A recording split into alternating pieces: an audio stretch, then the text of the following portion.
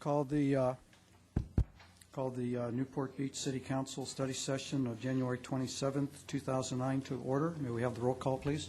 The record will reflect that all members of council are present. Okay. First item is clarification of items on the consent calendar. Councilwoman Daigle? None. Councilwoman Gardner? On number 5, it's hard to me since I don't know that part very well, but I'm assuming that it reflects the discussions we had in terms of the 4 areas. Okay. Councilman Webb?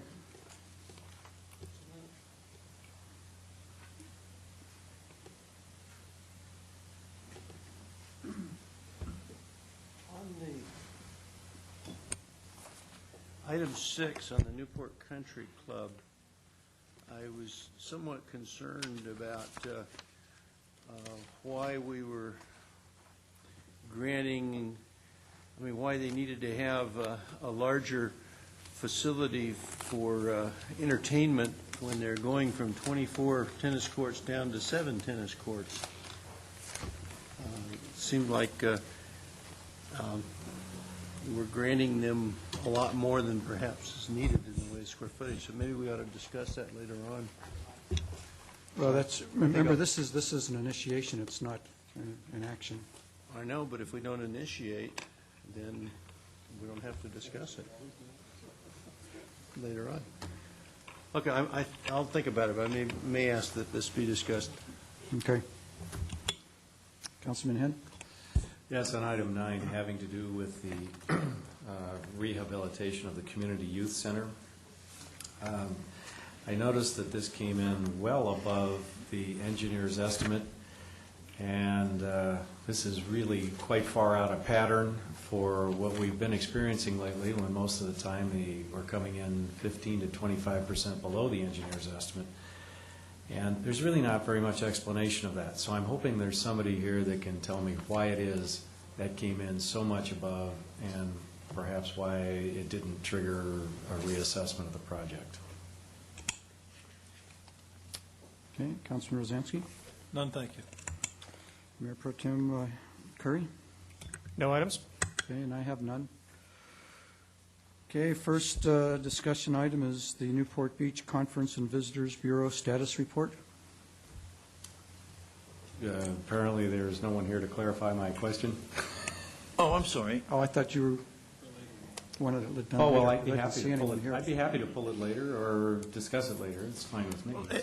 Councilman Henn, as I recall on that there was in excess of the money for the award, the $820,000 and $122,000 that is going to be the contingency fund, that was covered in the budget and the CIP. So while we were estimating the job to come in lower, that money was in the CIP.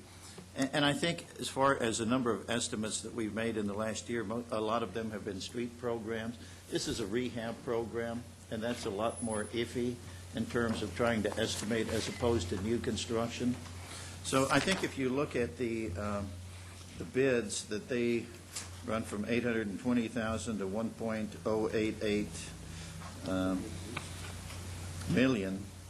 And those bids are fairly tight, kind of what you would expect in a bid range. So we felt like since the money was there, that we would go ahead and make the recommendation to award the bid. All right. Well, I'll think about that a little more before tonight, then. Okay, apologize for that. I thought we were going to have Mr. Baden explain that. Okay, on to the Visitor Bureau. Good afternoon. I'm Debbie Snavely, the General Manager of the newly remodeled Marriott Bayview, and I'm pleased to be the chairperson of the Newport Beach Conference and Visitors Bureau. Today, I am representing not only Marriott Hotels and my colleague, Paul Cahill, at the Newport Beach Marriott Hotel and Spa, who unfortunately could not be here today, but is also a very engaged board of directors of the Newport Beach CVB. First, let me thank you on behalf of the visitors industry for your partnership and support of our hospitality community over the last several years. We feel blessed to have a competent and business-oriented council that values partnerships. We know not every city honors this philosophy, and we are very appreciative not only for supporting the hospitality community, but in creating a community that is beautiful and desirable place to live. We will be giving you a brief overview of the CVB and some of its achievements over the last couple of years, but since we are all essentially salespeople at heart, please let me ask for the order up front. We know that the tourism industry is an indisputable part of the Newport Beach economy, $1 billion a year industry, and right now we face challenging times. We will be asking you to consider a renewal of our contract with the City of Newport Beach for another 5 years at the same terms that exist now. We are proposing no changes to the contract, a contract, by the way, which was validated as a good one by your own consultant 2 years ago. In addition, our industry on our own has offered to step up and create a new tourism business improvement district to supplement our contract with you. We know that in these tough times we need to be more competitive in the marketplace, and to do so, we are not asking the city to do anything more than you are currently doing for us. The 6 major hotels in the city have agreed to assess ourselves another 2% to be channeled directly into the marketing programs that will generate more room nights and more transient occupancy tax. We only ask that you authorize the bid to go forward. Those of us on the board of the CVB are very proud of this organization, what this organization has accomplished over the last couple of years. Vice Chair Paul Devitt, the General Manager of the Hyatt Regency Newport Beach, and David Mueller, Executive Director of Newport Nautical Museum, have joined me today on behalf of the hospitality community to show support for the important work of the CVB, which is needed now more than ever. We believe that renewal of this contract continues the effective work of this organization, which is one of less than 70 CVBs in the world to be internationally accredited by subscribing to the very best destination marketing practices. Thank you for allowing us to be with you today, and I'm now pleased to introduce our President and CEO, Gary Sherwin. Good afternoon, Mr. Mayor, honorable members of the City Council. It's a pleasure to be with you. And I've now been here in Newport Beach for about the last 2.5 years, and it has been a distinct pleasure to serve this community, both with a very professional council and city staff and a phenomenal hospitality community that is really committed to working together in the very best interests. And when you have entities working together collectively, sometimes I think we all like to take it for granted, but as somebody who has worked in other cities, let me tell you, you are the exception rather than the rule, and I applaud you for all of that. I thought today we would briefly give you sort of an overview of where the industry stands right now, because I know when it comes to economic issues and the status of business, everyone's kind of curious. So we have some figures for you. I know you probably have already seen some preliminary numbers. This is, first and foremost, before we get into where we stand, I want to just share with you what's at stake in our visitor industry. Shortly after I arrived in 2006, we had not had an updated visitor profile study since 2001. So we commissioned a year-long visitor study and to really kind of gauge the financial impact of tourism, the dollars spent, and for our purposes, a little more demographic data so that we know where our visitors are coming from, because obviously we like to be able to do things in a professional way and analyze data before we expend funds. So we did receive this study. Again, it was done over 4 phases through each season, because obviously our summer visitors are different than our fall ones. This is the numbers that came out of that study done by Lauren Schlau and Associates. I think the big compelling number, which surprised all of us, was that $1 billion figure. Now, this is in gross tourism expenditures, and this cuts across all sectors, both retail, hotel, restaurant, any other discretionary service spending. It's basically a $1 billion a year industry broken up into these various categories. As you can see, there's some pretty significant dollars involved.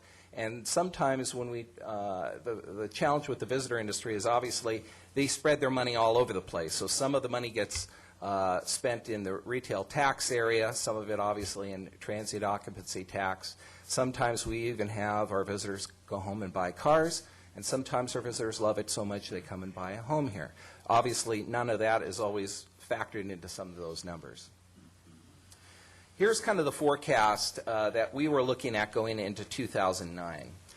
This was done by PKF. This is one of the leading hospitality consulting companies in the country today. And in December, these are the numbers they came out nationally. This is nationally going forward, that there would be a small increase in the supply of hotel rooms. Demand would be decreased. Occupancy would be down almost 4.5%. Average daily rate, ADR, would be essentially flat. RevPAR, that's revenue per available room, which is really sort of the matrix that most hotels judge to decide whether or not they're profitable or not, would be down almost 4.5 points. Total revenue, 4.6, and net operating income, 7.9. Again, this is national. Here's a little bit more of what's happening out there. The PKF is forecasting a drop in occupancy down to 58.3%. For 09, that's 4.5% less than the 61 mark forecast for 08. This is the lowest level of occupancy forecasted for the last 20 years. As you can see, some of the more urban markets are forecasting some pretty significant declines. This is all due, of course, to the drop in business travel as well as leisure travel, international travel, and, of course, in the group area as well. So obviously these are challenging periods. This is the chart that I think is most telling, however. This is from the STAR report. This is Smith Travel Research. This is the report that most of our hotels utilize when gauging their competitive set and how the market is performing. They all contribute to this information, all the information on a confidential basis, and review this on a monthly basis. This is a summary for 2008. As you can see, in pretty much for the first 9 months of the year, we were going along reasonably well in a fairly rocky year in terms of occupancy. And after the stock market crash, we began that descent along with them. And as you see, there's a steady decline in that area. We were able to hold our rate somewhat, which was good news, but you can see the revenue per available room dropped pretty dramatically, as low as dropped 25% in December alone. So those are certainly challenging numbers, and it obviously mirrors the economy that we're seeing out there. And again, this is just for the city of Newport Beach only. Some current conditions so that you understand the environment that we're also working in right now. The hotels are reporting that the operating hotel revenues will be down 7 to 10%, certainly in the first quarter, which is going to be the most challenging part of 09. What we are seeing right now is significant rate wars that have begun with just very few exceptions. In fact, I will tell you it's probably one hotel in town that is not involved in any sort of rate war or competitive situation. We're seeing some of the neighboring resort communities along the coast here engage in some excessively competitive pricing. One of our luxury resorts down the coast now are offering rooms for $149 a night. A year ago, that would have been over $300 a night. We're now seeing some of our own hotels now get into bidding wars with one another because of the competitive rate situation. AIG, we heard about the press coverage of AIG and the impact of that at the St. Regis. As a result, it is not really politically fashionable to go to any place with the name resort in it right now, and it's causing everybody some significant challenges, unfortunately. And when you are selling a luxury product in a luxury destination, you certainly have those challenges as well, and our hotels are starting to see that. As you'll see, though, we've done reasonably well in terms of the Bureau, in terms of our bookings, but we're now seeing the number one loss of business now in our organization when we talk to clients are not that business opportunities are being slowed down, but that they're disappearing altogether. Meetings are just simply not being held. One hotel booked a meeting for next week, and this week they canceled that meeting, opting not to do it. Right now, because of the volatility out there, people are being very, very careful in terms of holding meetings in particular, and particularly holding them in destinations that might be too upscale or fashionable. Every major hotel right now in the city of Newport Beach is in the midst of reducing staff, both in terms on the managerial side as well as on the front line side. Literally, we're seeing hundreds of positions now that have been subsequently cut. The upside of all of this, of course, is the wonderful addition of the resort at Pelican Hill. And I think we all know that that is going to be an incredibly valuable addition to us down the road in terms of a product offering and certainly in terms of generating transient occupancy tax. It's still a little too early to tell what that value of having Pelican added to the mix happens to be. We do know that they have actually instilled a fair amount of rate integrity. They are not coming off their rate at this point, don't intend to in the foreseeable future, and that at least is a positive sign. But what the net benefit is to the city at this point, we still don't quite know. It'll probably take at least another couple of months. I don't want to assume that everybody understands our organization or how it's structured or how we're governed, so I just wanted to take a kind of a moment and give you sort of a little bit of an update on who we are in case you don't know all the details. We started at the Chamber of Commerce in 1975. We were spun out as an independent entity. This is our 20th anniversary in April. We're a 501c6. We have a 7-person executive committee and a 24-person board of directors. And I think that one of the decisions that I'm most proud of after coming on board is that we added Homer Bluedow as an ex officio member on our board to help facilitate the communication between the city and the organization. We have 15 staff people. We have additional sales offices in Los Angeles and San Francisco. These are not elaborate offices. These are basically bedrooms in people's houses where they are working and representing us, but we feel it's important for us to be closer to the customer, and that's why we have those remote offices. We also, in the last year, opened up a contract sales office in London to capitalize on the long-term benefits of working out the UK market. And in December, we really tried to capitalize on it. Myself, along with a representative of Pelican Hill, went to London. We did a series of media interviews, and it's already generated a significant amount of press coverage, and a number of journalists have actually flown out from London to see Pelican Hill as a result of that.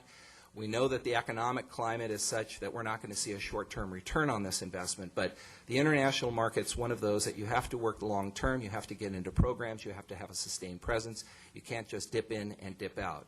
So we know that it'll take a while to really fully develop this, but we think this is one of those great opportunities for us right now. Currently, just to go over the numbers, as you know, we're under a 5-year contract, which expires in June of this year. Our current budget is $3.1 million. 2.7 of that is from TOT. We've had some reserves that have supplemented the budget because of the economic downturn. And as you also know, we receive 18% of the current 10%. We are also a membership-based organization. We have 300 members, generates roughly $80,000 a year. It's really somewhat questionable in terms of its financial benefit, but we really like the fact that we can bring the private sector into the organization and have their participation, because we really see the Bureau as being a public-private cooperative. Just to kind of review the mission statement, one of the achievements I think we had in the last couple of years is we developed the first ever tourism strategic plan for the city of Newport Beach and for the Bureau. With that, we revised our mission statement so that everyone clearly understands what business we're in.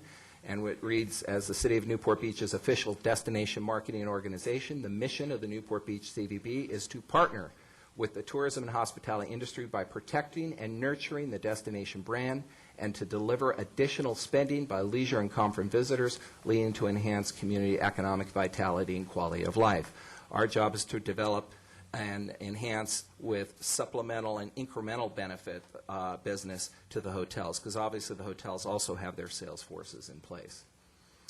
We are also developed an extensive brand development effort, because we believe that if you don't know what you're selling, what are you out there telling the world? And to say we have wonderful beaches and we have great hotels is simply not enough in today's environment.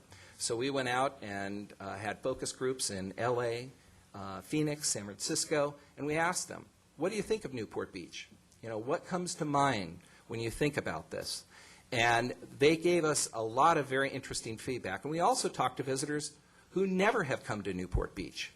And out of that, we developed a strategic platform, which is our brand promise. And that's the word, those are the words that you see in front of you. And while it may sound very lofty, these are the words that were given to us by the visitors. This is our strategic positioning for the city. It's not in our brochures. It's really sort of the guiding star on how we sell this destination, which is a little bit different than historically what we've done in the past. Newport Beach is an opulent Orange County coastal fantasyland, that's a direct quote, that represents a taste of the perfect life, a place where visitors can experience a friendly, sophisticated, aspirational lifestyle that permits them to escape from daily reality, comprised of a collection of unique islands and neighborhoods that form their own distinct character. The destination offers a combination of affluence, quaintness, casual glamour, and attention to detail. Coupled with the man-made and natural beauty of the destination, this is the place that allows the visitor to relax and recreate and dream of what can be. One of the things that we learned from talking to our visitors is that we are an aspirational destination. We aren't like every other place.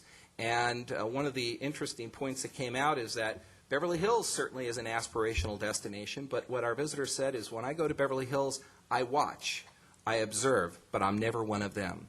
When I come to Newport Beach, I can be one of them. I can assimilate into the community. It's a comfortable place to be.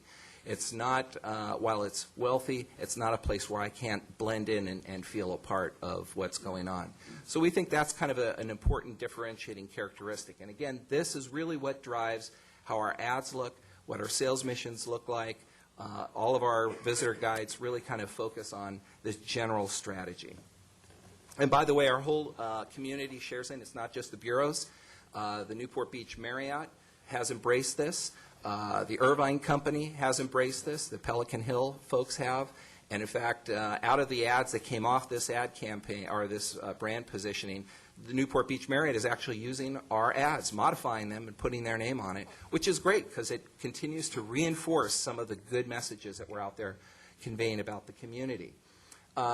A few of the little highlights, because we know we have to at least share with you a little some of the achievements that we're particularly proud of, some of which you may have heard about.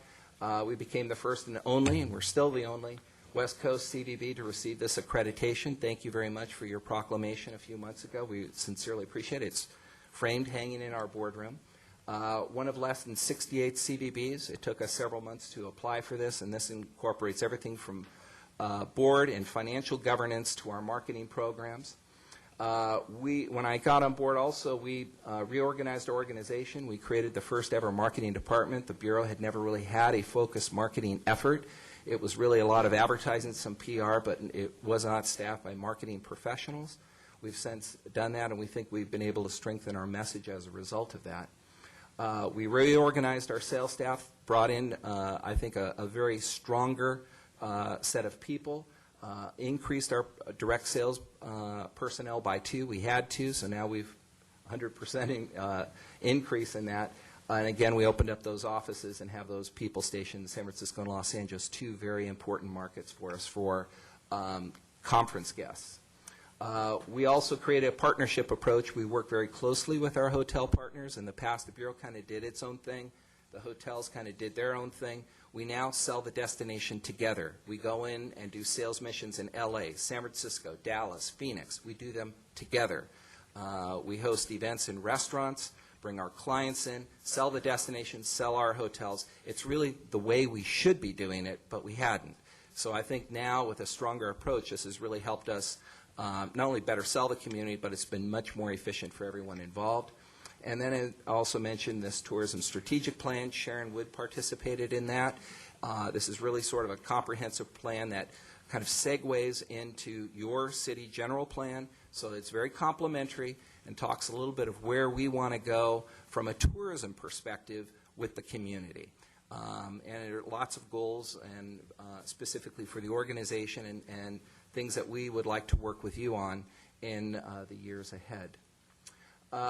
The other thing that I think that we've been reasonably successful at is developing more strategic partnerships with special events in this community. We know that there are a lot of great events that also help define and improve the quality of life for our visitors and our residents.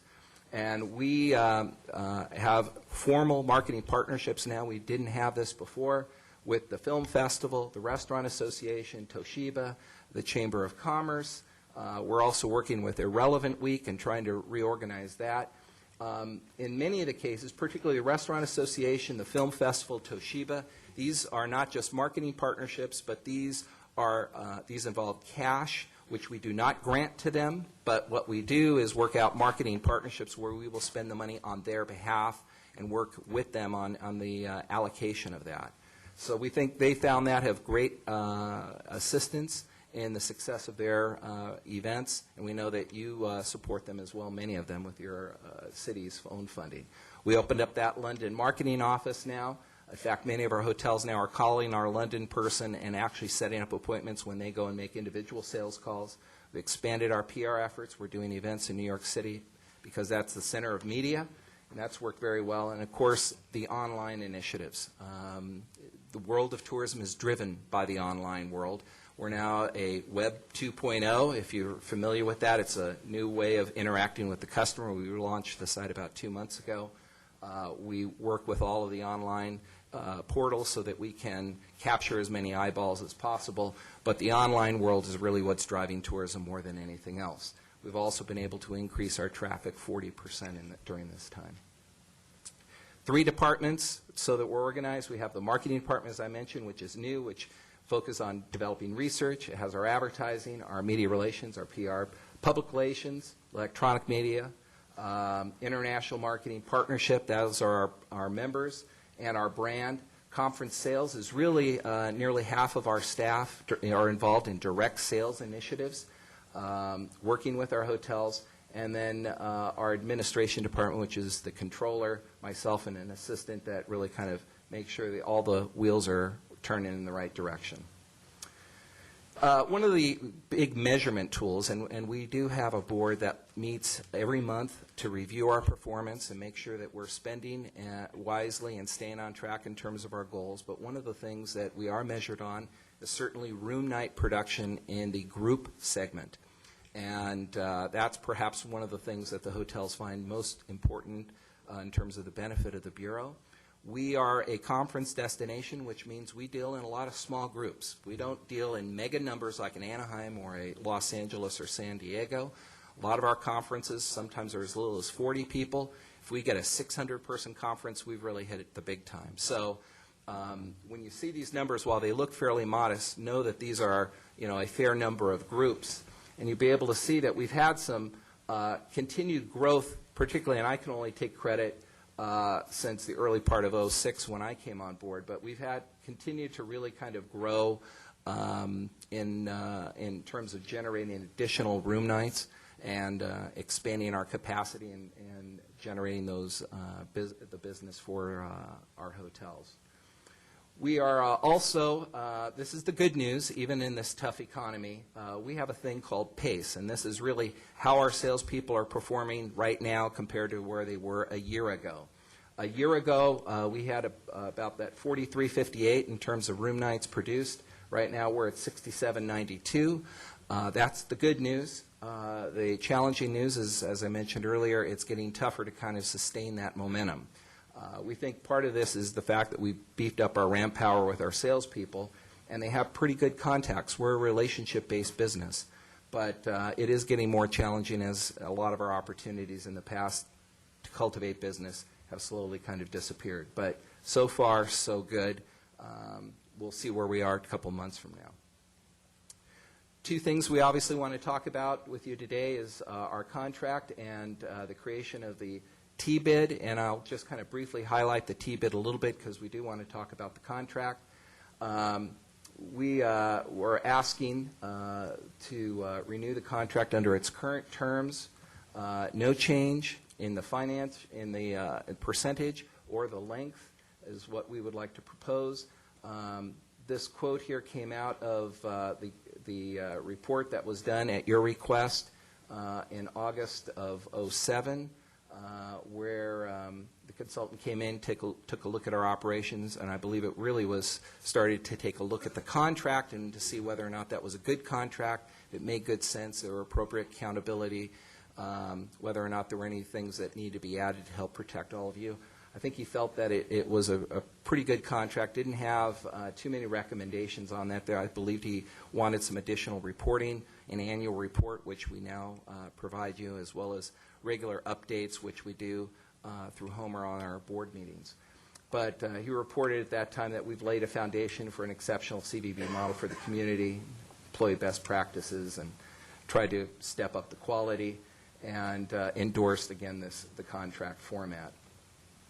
The tourism bid. The reason we're doing this is really to try to stay competitive with people who are trying to eat our lunch. We know that we can't ask you to do everything, and so the industry has agreed to step in and to partner with you and supplement the funding. Right now, there are tourism improvement districts going on in all of these communities. San Diego launched theirs a few months ago. Palm Springs started theirs on January 1st. So did San Francisco, West Hollywood, Sacramento, Huntington Beach, Laguna Beach. Anaheim, Garden Grove are currently doing this as well. There are various reasons why these bids have come into play. In some of the bigger cities, there's a demand on the TOT to do some infrastructure improvements on their convention centers, and they have no other way to find those funds. That's what's happening in Anaheim and San Francisco's case. But we do believe that in many cases we're going to have to compete harder. San Diego, in fact, their budget now is $25 million. We're competing against them. Palm Springs is going from a $5 to a $10 million budget. All these organizations are out there trying to compete for the Southern California visitor, so we want to try to at least maintain and increase our market share wherever we can. The reason for this, obviously, is it's a preferred method because it increases resources without increasing demands on the TOT.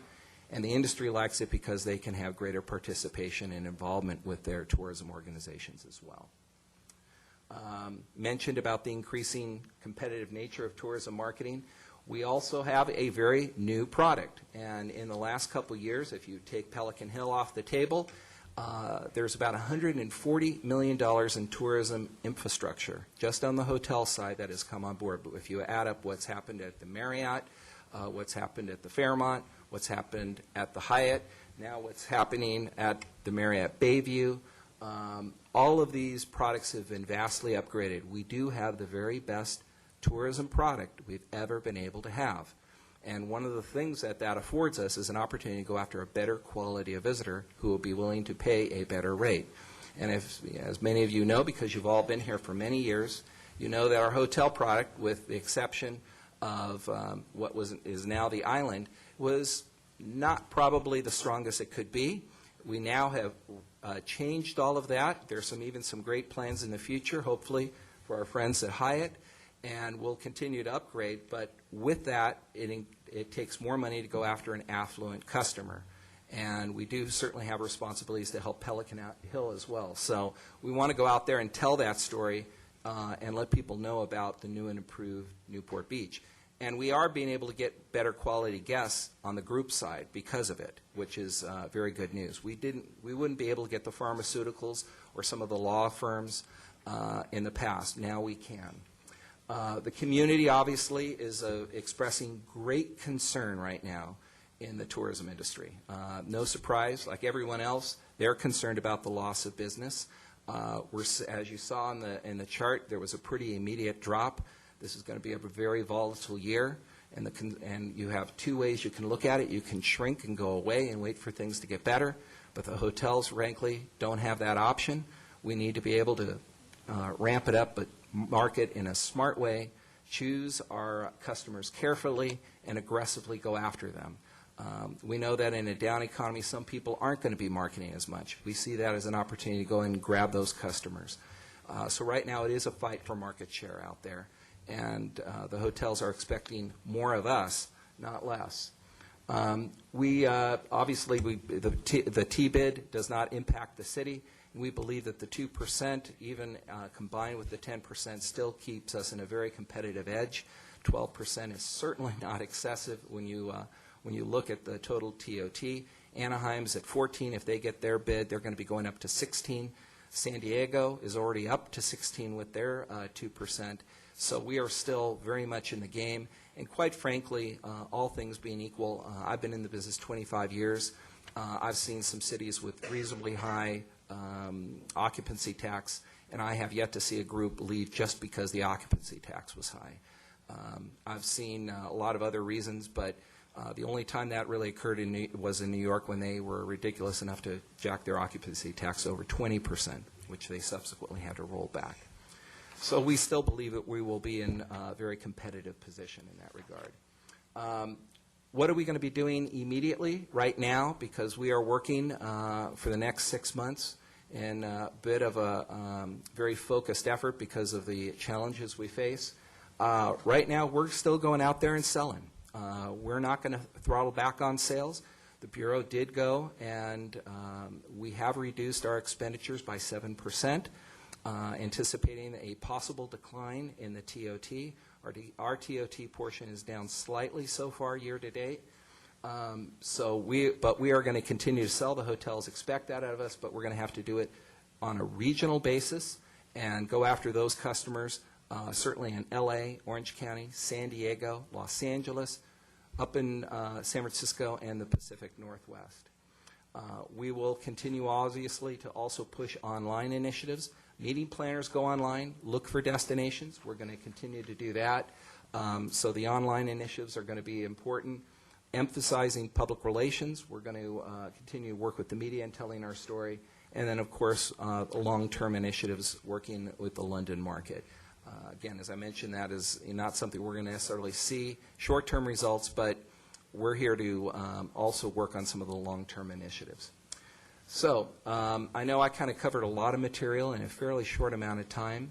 I'll be happy to answer any questions that you may have about our organization, some of the things we do, and our board members, too. If you have any questions for them, I'm sure they would be happy to answer them.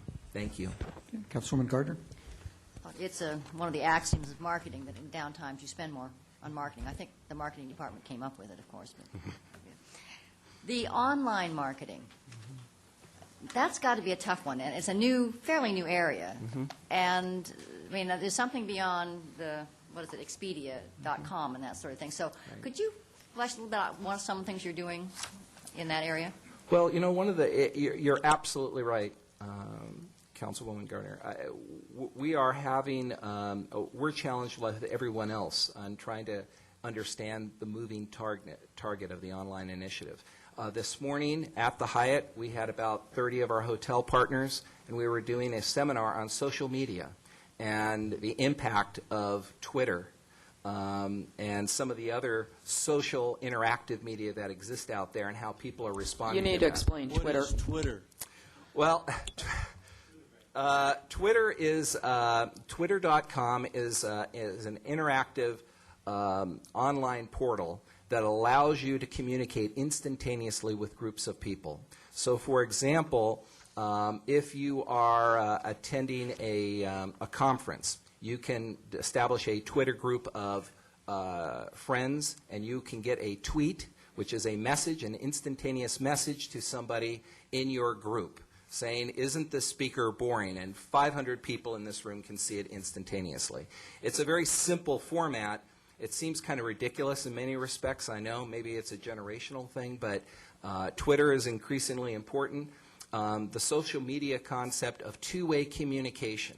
In the past, websites were all about putting up basically an online magazine. You'd read the magazine, you'd say, "Isn't that wonderful?" and move on. Now people want to respond back.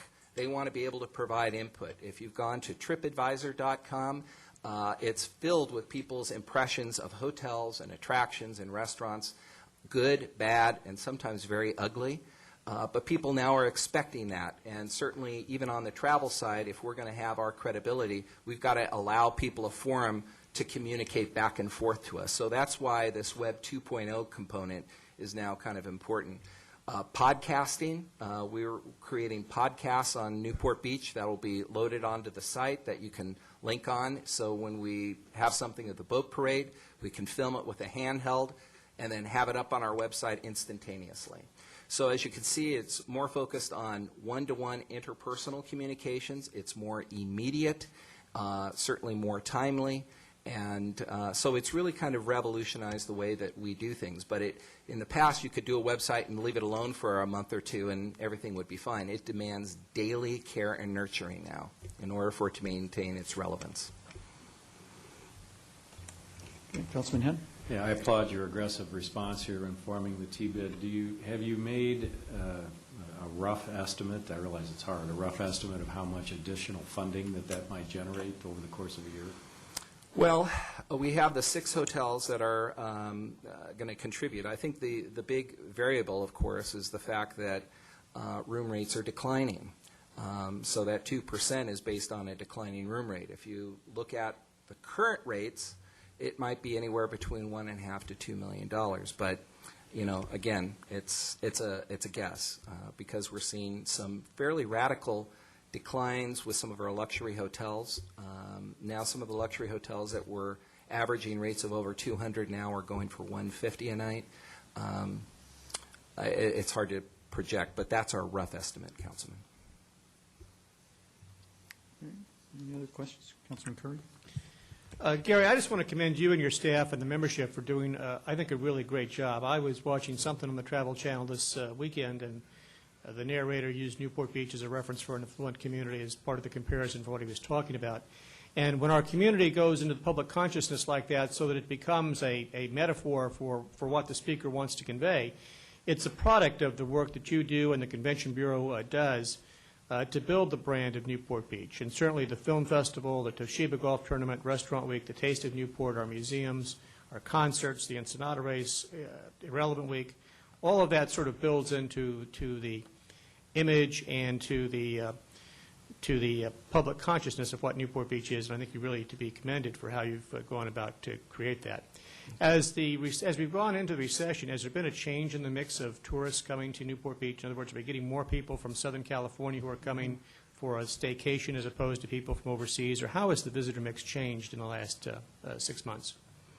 Well, I would say that the hotel industry was very concerned even going into last summer because I don't think it was a surprise to any of us that we've been in a recessionary environment for some time. I think it was only a surprise when somebody finally acknowledged it last December, I think it was. But we didn't know what the summer was going to amount to. We did see, though, that we had a reasonably good summer, and you saw it reflected in that chart. And it was because people came from Coto de Caza, San Fernando Valley, west side of Los Angeles to come stay at our hotels. You know, one of the challenges we have is we're trying to grow our overnight visitor as proportion to our day visitor. We get a lot of people from Southern California, but historically they've seen us as a place to go to the beach, shop at Fashion Island, and go home. We think now because of our hotel product, we're going to be able to give them a really compelling reason to stay overnight. And that's one of the reasons why we launched a radio campaign in Southern California, Palm Springs, Las Vegas, and Phoenix. These were, again, drive markets last summer to try to shore up that business. And summer turned out to be actually a little better than we thought it would be, which was a wonderful surprise. But we think that the concept of the drive market, absolutely important. If you see what's happened in Hawaii, for example, Councilman Rosansky knows that because he was there recently. It's 40% drop in the business. They are struggling because they don't have a drive market. So we're actually very blessed to have this population center surrounding us that we can capitalize on tough times. One of the things that we have learned, and I know this may change because people are losing their homes and they're having some challenges, but people still see vacations as an inherent right. They may take a different form. They may be shorter. They may be closer. But if they have some discretionary money, vacations still are important to people. I saw recently that one sector of the economy that's doing very well is the spa business. Massages are up. People still feel the need to take care of themselves. Also, liquor sales are up, but which is true.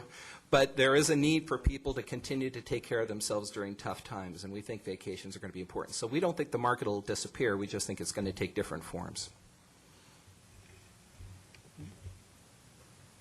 Okay, Councilwoman Daigle? I have a question for staff, Oh, for okay. Glen Everard.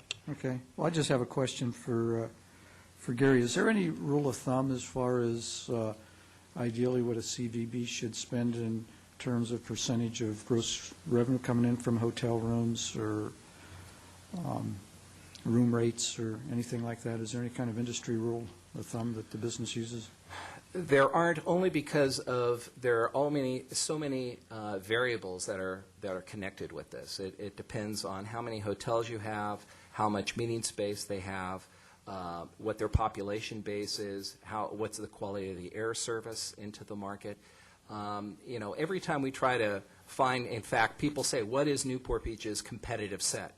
I will tell you, while we do compete against Laguna Beach or Huntington Beach, we're very different than those communities. And we have different products, we have a different personality, we have different rate structure, even our markets are different. Laguna Beach is not a big group destination, whereas Huntington Beach is trying to go after more group. They don't have as many, leisure guests. Most of theirs are day trippers to the beach. So we have a difficult time trying to do apples-to-apples comparisons in that respect. And I think our industry association has tried to do the same thing, too. They've been trying to develop standard boilerplates for that. But it's hard because every community has its own unique product dynamics and requirements that separate themselves from each other. I'm not trying to be elusive from your question. That's just the challenge we've had as well. Okay, any other questions? Mr. Gary? Mayor, could I ask Gary a question? Sure. Gary, could you talk just a little bit about the planning horizon for the CVB in terms of, how far out that you put your money in marketing? I know this was a 5-year contract. Right. That's a little longer than we normally, do contracts for. And will you just talk a little bit about the term? Well, in our business, it is a bit of a challenge sometimes to think only short term, because very often many of the initiatives that we have to launch, while some of them are short-term tactical, we sometimes need to have a longer planning cycle. That's the reason why we did that strategic plan. That strategic plan was not done for this year or next year. It was really done for the next 5-year period. Because we know if we're going to be successful, we have to lay the groundwork to incrementally grow and be where we need to be. For example, great point being the international market. The international market, the way it works is that in order to get people out of the UK, you have to go in, first meet with tour operators, establish a rapport so that you get featured in their programs. If you're not in a tour operator's program in the UK, you can't purchase our destination. People don't necessarily get on the internet and book. There are a few, but most of the time UK visitors go to a registered tour operator and then be a part of that program and then purchase that program. But to just get featured sometimes takes 2 to 3 years of working with the operator. Then you get featured. Then you have to be able to market yourself to sustain that business and get the real benefit out of it. So that's why when we say in the UK market, we are going to stay there and we're going to make a sustained commitment and let our customers, which are the tour operators, know that we're going to be there or not. We need to be able to do that. Same with a lot of our convention delegates. We're a relationship-based business. People buy from people. This is not something where people go and they say, well, you have the lowest rate, I'm going to buy from you. It takes being in front of customers year in, year out at the shows, going into their market and being in front of them to develop that rapport so that they know that we're going to be here, so that they know that they can count on us. Because if you're a meeting planner, you want to be able to say, I will call this person at the CVB, and they're going to be there 2 years from now when I have my meeting ready, and that they're going to be available to answer my questions and solve my problems. So, in fact, that's one of the reasons why, and I understand the 5-year period is causing some people some discomfort because of the length. but it's really important for us and for us to be able to do our job effectively with our customer base. We can't work short-term. While certainly we want to make sure that the rest of this year is working, we also need to make sure that next year and the year after and the year after that are working as well. The good news, by the way, is because we work long-term, 2010 for a couple of our hotels are looking reasonably good. But that's because we've been working on it for the last 4 or 5 years to get us to that point. So it's really sort of a more long-term approach for our unique business and the way we do business. That's why we, again, spend that effort to develop those relationships with our customers. We don't want to be able to say to customers, we may not be here a year or two from now. We want to be able to say, yeah, the city has faith in us. We're going to be around. You can call us when your meeting comes in 2010 or 2011. We will be here for you. And if we're not, I think it's going to hurt our competitive situation out there because people won't trust us to be able to do business, quite frankly. Okay, thank you, Gary. Thank you very much for this opportunity. Okay, Glenn, I think Councilman Daigle has a question for you. Glenn Everode, our revenue manager. Thank you. In terms of our revenue projections, I mean, how clear a picture do we get out in terms of a few years down the line? And do you have a recommendation in terms of a time horizon on the term of this contract? I mean, one of my concerns is that, 3-4 years down the line, the resort, we get lots of revenues from that, but other revenues in the city aren't doing so well. And then we have to tell our citizens, well, we can't do this project, but we're given, $5 million to a tourist bureau, and I think we'd be criticized for that. So can you sort of speak to our revenue projections and at what time frame we would just kind of know where we're at in the future? Well, in terms of total revenue projections, I think Council has the most recent information provided at the priority planning that you reported a couple weeks ago. We look 2 years out typically.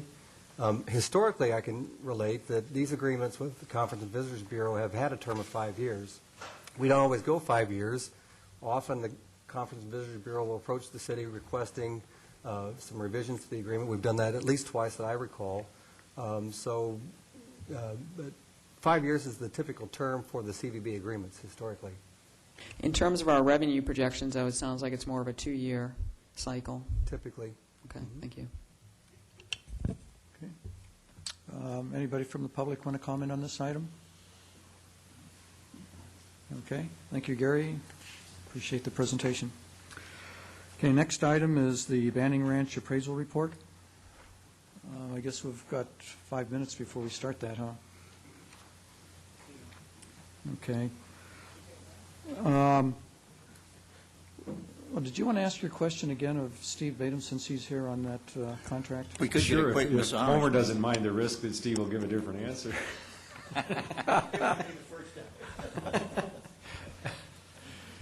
This is on the agenda item for the, I called you a little earlier today about that. So. Yes, Councilman, and I think Homer probably gave you some good information, and I'll give you a little more.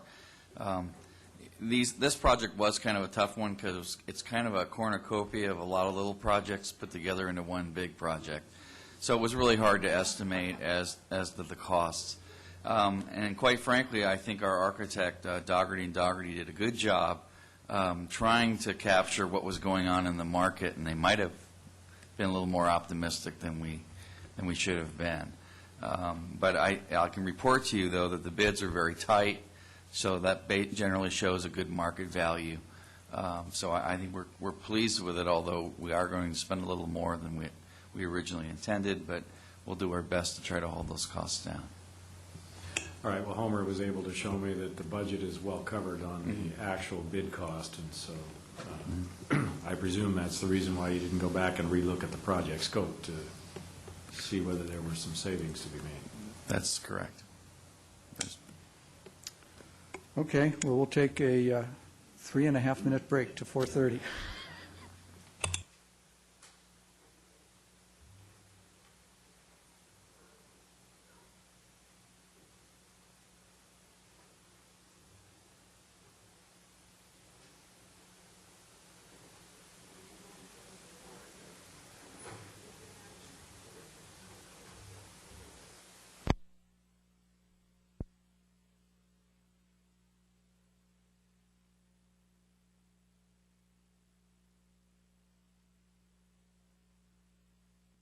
Back to session here. We'll move on with our next, our 4:30 study session item, which is the Banning Ranch Appraisal Report. Mr. Mayor, my brief staff report has outlined some background on what your Banning Ranch Appraisal and Acquisition Ad Hoc Committee has done so far, including providing direction to retain Dave Meyerson of Resource Opportunity Group as our open space acquisition consultant, and Ron Buss of Buss Shelger Associates as our appraiser, as well as the reasons why we've asked Mr. Buss not to do a formal appraisal at this point, but a pricing study instead. So I'd be happy to answer any questions if the council has them, but I think that probably the best use of time would be to get right to it and ask Ron Buss to present his pricing study. And then after that, Dave Meyerson will have a little bit of information for us on what he's done so far on funding availability. Okay.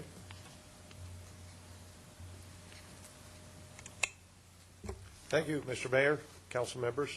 Ron Buss, Buss Shelger Associates. We reside in downtown Los Angeles. We office in downtown Los Angeles. In the way of background, and I'm sure that your assistant city manager has brought you up to speed, but we were retained in early October to initially appraise the Banning Ranch, and it was our recommendation through David Meyerson that we not provide you an appraisal, because frankly, there was a lot of uncertainties as to the ranch, the cost to clean up the ranch, a number of other related items. We suggested that we initially do a phase one, phase two being the appraisal. Initially do the phase one to give you an idea of the amount of capital it's going to require to buy all or pieces of the ranch, depending upon where your priorities are. And that's basically the endeavor that we have done. Now, I understand that a copy of the consolidated report that we prepared has gone out to the public, and maybe that's one of the reasons that all of these folks are here. What was done is that, in essence, we visited the ranch, and the people that escorted us around the ranch are in the room as we speak now.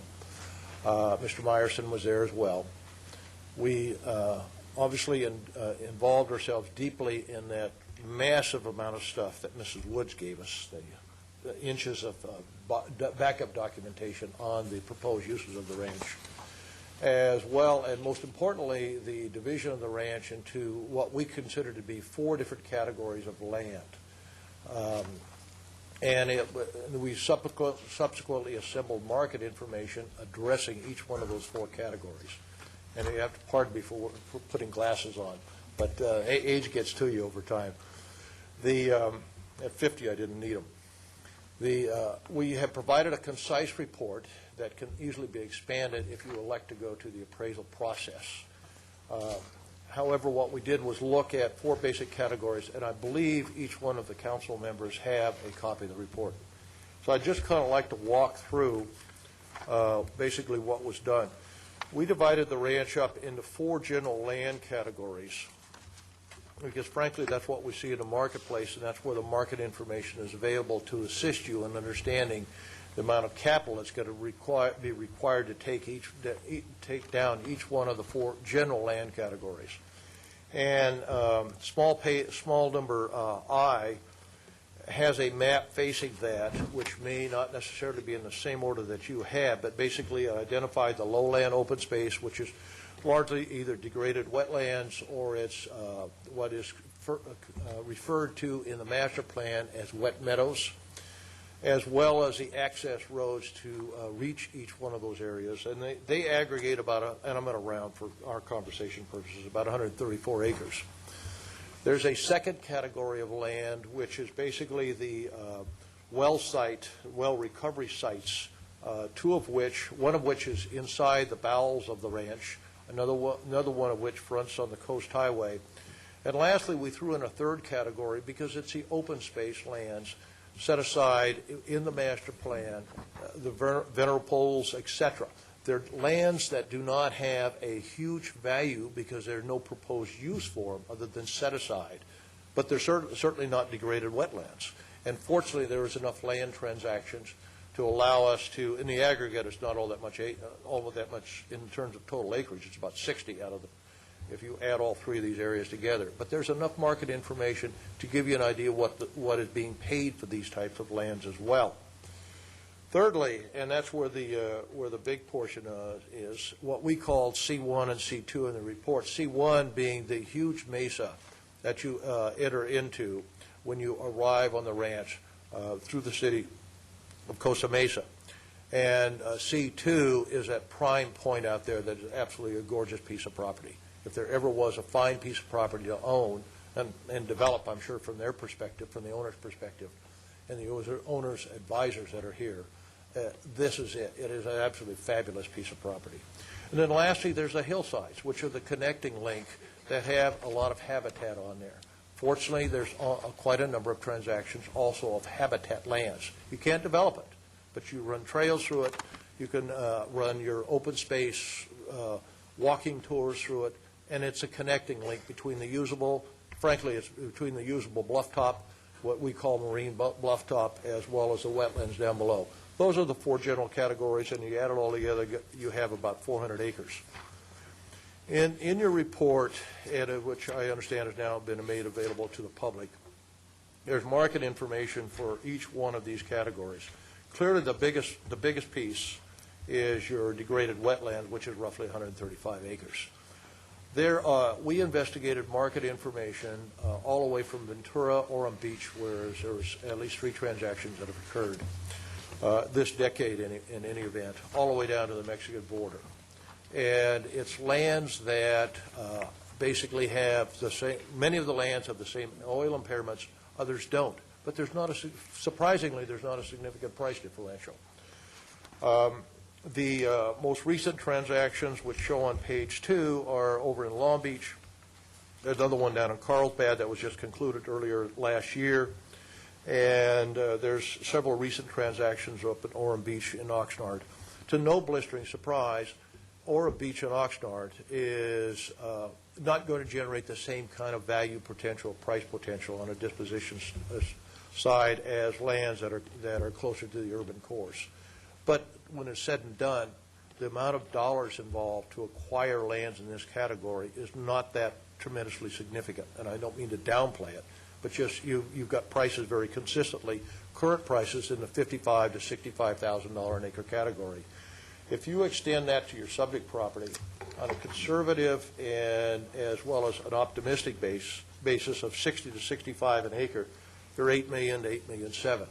Though to buy a third of the ranch, to buy 135 acres of the ranch is basically going to be $8 to $8.5 million in its simplest form. That's one piece of it. I would remind you that you're looking at 4 different pieces. The second portion, which is the market information, begins on page 5, which are lands that have development potential, but they're not zoned for development. They're set aside for parklands. They can take structures, but they're not zoned for it. They're not proposed for it. Frankly, we felt very lucky to come up with 4 market data items there, and we put a different number on each one depending upon its location within the ranch. The inland site, which is the oil recovery site, a distribution site, it clearly has access only through graveled roads and doesn't front on a paved road and had the lowest price potential of all of the sites. If you were to buy that on its own merits, that's roughly 12 acres, $115,000 to $125,000 an acre, which was the lowest of the market data items shown in the report.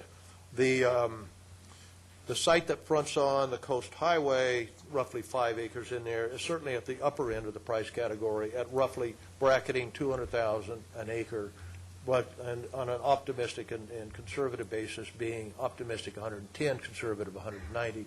But you had enough market information to give you an idea of the reasonableness. When you add it all up, it's $1 million.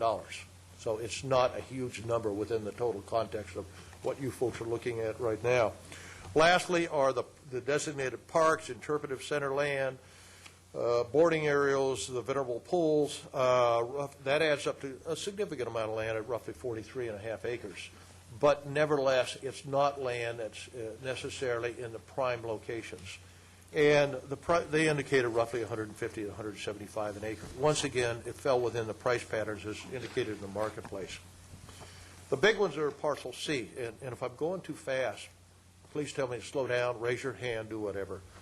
I sit on a comparable position as you folks do, except in the traffic committee, City of Palos Verdes Estates, and sometimes you get inundated with people that don't want to stop talking. So please feel free to interrupt. I won't lose my thought process because I'm walking through a text that you've got in front of you. The benchland properties. This is probably the most challenging of all because it's easily the most capital intensive of anything that you might want to look at, which is where the development is proposed. Consistent with the specific plan, it is the specific plan areas that were used to define what is in parcel C1 and C2. And interestingly enough, the market data, while it covers a broad spectrum of time, from 02 to 06, 08, if you will, because there's a current escrow, the prices fall in a fairly consistent pattern of basically $1 million to $2 million an acre, with one exception. There's one at eight and a quarter. The school district, Bolsa Chica. The school district sold a site down there for under $1 million an acre, but it was landlocked. So they basically paid what the market will bear for a landlocked site, even though it's great. It's just landlocked. And frankly, our involvement, I should say, and I don't mean this in any kind of self-serving way, we've had an involvement with many of these transactions, including the ones listed on this page. We did the work for the school district, and as well as for Playa Vista, another transaction. Not to be meant to be self-serving, it's just we were part of the process of establishing some of these prices. So, and I think that's probably one of the reasons that Mr. Meyerson recommended that we be involved with you folks, at least on a preliminary basis for this report. The balance of the highest was $2 million an acre, and some comment is warranted on this. Even though it's 60 acres, it was bought for the Navy in a heavily competitive situation. They paid $2 million an acre for roughly 60 acres, no entitlements in place. And while it is out of the coastal zone, it's the only one of these transactions in this entire report that's not in the coastal zone. It's near the coastal zone. And as we speak today, it still is unentitled, and it still is in a wrestling match between what they will allow on the property. And finally, the lender had to take it over as of, and I live in that area, so you get the local newspapers, the lender had to take it over as of December. So when you buy unentitled land and you pay a lot of money, $125 million, it's a cash deal to the Navy, you take some risk, and they certainly found the unfortunate side of the risk on this. With respect to the two parcels involved, the larger Mesa parcel, 85 acres, in our judgment, it could command a price on its own merits of somewhere around 1.3 to 1.5 million an acre. Big piece, very capital intensive. But nevertheless, it's the entry to the project. The other parcel, C2, which is the most marvelous, one of the most marvelous pieces that I've seen in an awful long time, and you can tell by the gray hair, I'm not a rookie at this business. We felt it currently a top-end price is $2 million an acre, which is your highest benchmark that's actually gone down. And a more conservative would be $1.75 million an acre. That obviously that sheds light on this thing at somewhere between 52 and 60 million. Great site, but it needs infrastructure, as does C1. You have to develop infrastructure. Lastly is the hillside properties, which is a long corridor going from the north to the south. That's got a couple of side canyons in there. Very interesting. Has a lot of coastal sage and other habitat on it. Market information on page 12 went from a low of 26,000 an acre for a landlocked piece that the city of City of Laguna Hills acquired to a marvelous view site that somebody paid 72. But the bulk of your information that's shown on that page is basically in your 40 to 45,000 an acre. And just for your own information, on item number 6 on that escrow is to close because Mr. Meyerson and myself are working on it. And we'll tell you that escrow is scheduled to close March 31st. And on item number 7, which is shown as an escrow, the 94 acres on that actually closed December 31st. So it's not as if these things go into escrow and tend to fall out. These are transactions that have a high degree of probability of closing. Otherwise, it's just paper, and these things go in and out. So we weren't going to provide you with market information that wasn't helpful to your understanding of the process and the probable price potential to acquire the site. When you extend those to the subject property, you end up with somewhere between 4.2 and 4.7. Adding all these together, and you sort of have to backtrack now to small number 2. When you add all these together, you've come up with some huge numbers. Now, I have no idea. I understand there was an appraisal made by the landowner, and the landowner's representatives are here. I have no idea what they came up with.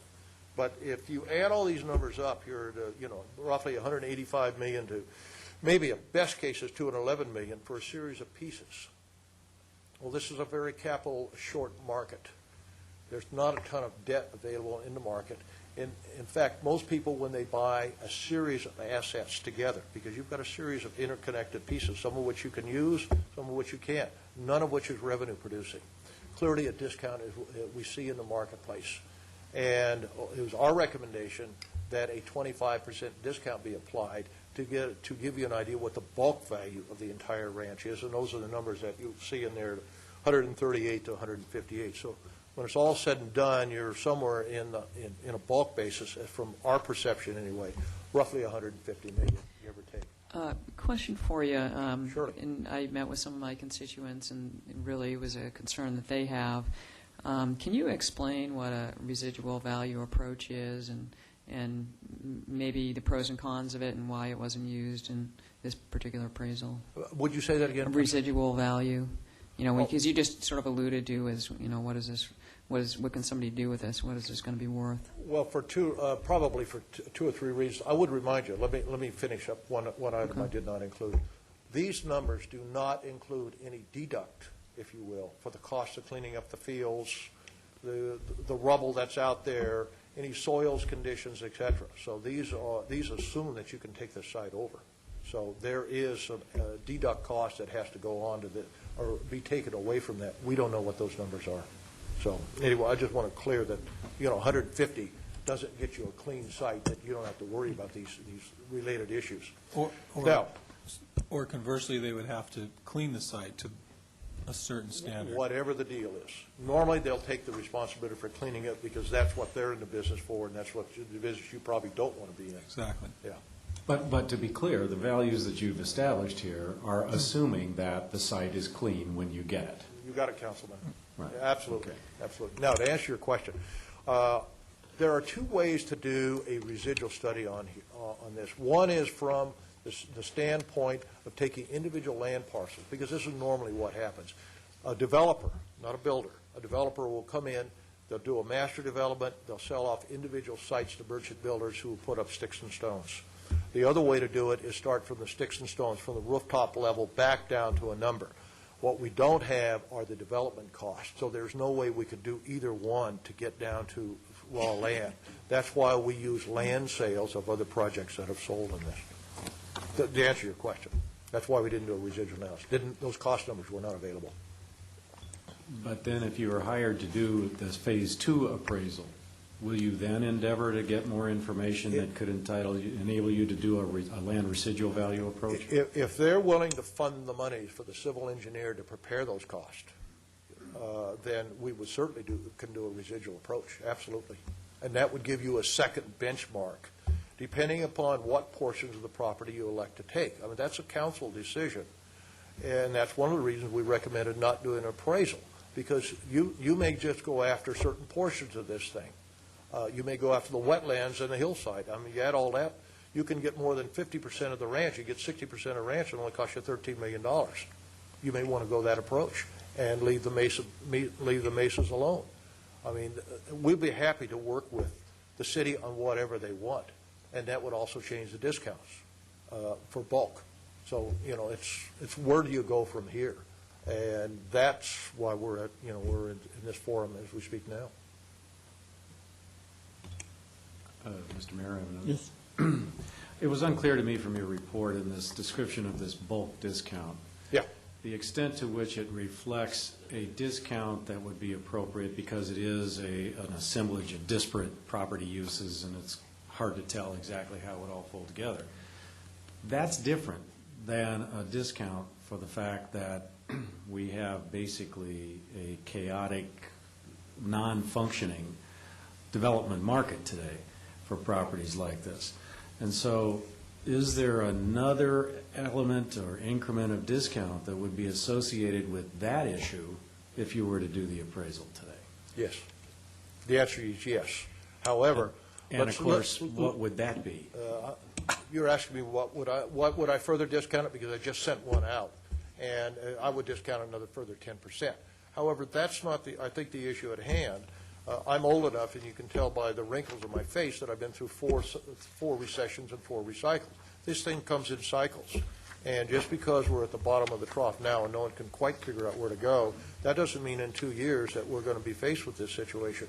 For all of these sales occurred, the bulk of these sales occurred back in the mid-'60s, including the Playa Vista acquisitions by the state and so forth. You were just stepping into good times. The really good times of 05 and 06, yet they bought those in 02 in advance of. You may want to very well be thinking about doing the same thing, but right now you're in a chaotic situation, and it's a matter of finding monies even to attempt to tie this property up to go down that road. But yeah, if there would be a further discount. But that's, once again, this is a cyclical nature of our business. Were all the sites that you used in your market analysis, were they all clean sites that needed no remediation? No, most of the degraded wetland sites were not clean. Everything else was clean. Okay, so the degraded wetlands, so those are the ones. Those are the ones up front, and that's why I made the comment up front. You go to Orem Beach, and there's no wells up there, and yet they sell for $55 an acre. You go down to Long Beach, and it's filled with wells, and it's $65 an acre. You know, it doesn't make sense, but that's just the reality of what's happened. So to make apples and apples on the degraded wetland aspect of it, you have to add the cost of the remediation to the cost of acquisition to end up with clean land. Am I understanding that correctly? That is correct. That is correct. And there's quite a bit of the restoration going on right now. In Huntington Beach, there's just south of the Edison plant, or the former Edison plant. Now I think it's AES. David would know. He messed around with it. They're doing rehab work on that, and just like they did on the property adjacent to what you're looking for right now. So. Okay. Any other questions? Okay. Thank you. Okay. I'll open this up for public comment. Oh, is he here? I didn't see Dave. Where's he at? Oh, there he is. Back.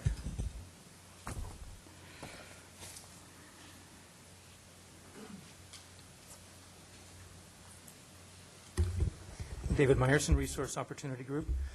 Well, I don't have much of a report. I guess if I had to characterize our ability to raise money to acquire any portion or all of the Banning Ranch, I guess the word that I would use would be challenging in this fiscal environment, to say the least. But notwithstanding the current stop work order by the state and the shape of the bonds that the state uses to buy anything or build anything, it's a fact that the bonds themselves are really running short of money, especially in Orange County.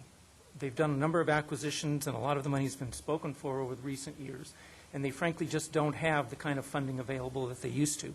So I think we're going to have a very high hurdle, and I'm only at the beginning of my work to try and analyze this. I've not spoken with Orange County officials, but we are going to have a very high hurdle to jump to acquire enough funding to pull together an acquisition at Banning Ranch. Okay. Councilman Gardner? I know you're just beginning your discussions, but have you had a chance to get any sense of what funders looking at this particular property, if they're interested because it is surrounded by so many people, or that's a negative because it's degraded and there's so much work to be done? Have you had any chance to get any of that yet? Yeah, I have spoken with the Coastal Conservancy, and I don't think the concern is whether the land is degraded or that it's in an urban environment. I think it's just a basic concern that the money is gone. We've done so many acquisitions over the last 5-10 years. They just don't have the ability to spend money as they used to, and they certainly cannot line in money to the budget as they used to just earmark money in the old days to complete an acquisition. This just is not an option anymore. As a follow-up, in your judgment, would there be any, I mean, say we did find some money. Obviously, there's going to be competition for it. Would there be, do you think, any sense of, well, they've got a developer who's offering to do half of the property and save half of it. so let's put our money over here because they don't have anybody to save any of it, or would that be a factor? Yes, that is definitely a factor. That's not to say that any decision is made at this initial stage on that, but that is definitely a consideration. Are you looking at any other sources besides bond funding sources? I will look at all public and private sources that I can identify, and if anybody has any suggestions, I'd be happy to add them to the list, but yes, I will look at anything in addition to the well-known Prop 84, Prop 50 from the state that we all are aware of. Orange County, private foundations, you name it. Okay. Any other questions for Dave? And how long do you think that will take for you to form a well-informed view? I would attempt to have something for you within a month or two. Just as in the private sector where so many businesses and individuals seem to be frozen in place, agencies and foundations are in the same position, not knowing exactly where their trust funds are at the moment and, what monies will be available. So it's a little bit hard to get people to show a lot of interest at any type of expenditures today, but I would hope within a month or two I'd have some response for you. Okay. Mayor Pro Tem Curry? Yes, based on your previous experiences, what would you consider to be a reasonable amount of time to identify and assemble funding sources for a project such as this? What we're seeing, especially on projects of this size, is that no one funder really writes the check anymore. It's usually a consortium of, could be any number of agencies, public, federal, state, local, and private individuals. The process alone of going through public agencies with appraisals, review, board approvals, further review, you would have to be looking at 1 year to 2 years. Easy. And that's not just a function of what's happening today, but in general, it's easily 1 year or 2 to get a project moving forward. Okay. Any other questions? Thanks, Dave. Okay, now we'll open it to public comments. Anyone want to address the council, please step forward. State your name for the record.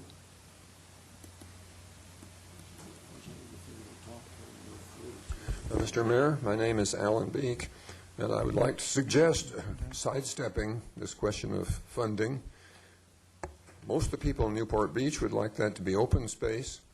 That could be reflected in the general plan. It would only take a month and a half or so to amend the general plan to provide that that parcel has only 2 uses, petroleum production and open space. That wouldn't require anything more than a negative declaration because you aren't doing anything environmentally. Wouldn't require a green light vote because you aren't increasing any square footage or traffic trips. Take 1 meeting of the Planning Commission and 2 meetings of the City Council to amend the general plan. The property owner couldn't object because it allows him to continue the uses he's got there and has had there for many years. So it would be legally sound and would do what the people of Newport, I suppose there's some people in Newport Beach that would really like to see a development there, but I think they're quite a strong minority that if you took a vote, we wanted open space. So why shouldn't the general plan reflect that? Okay, thank you. All the folks that want to speak, you might want to come down in the front row here so we can move along a little quicker.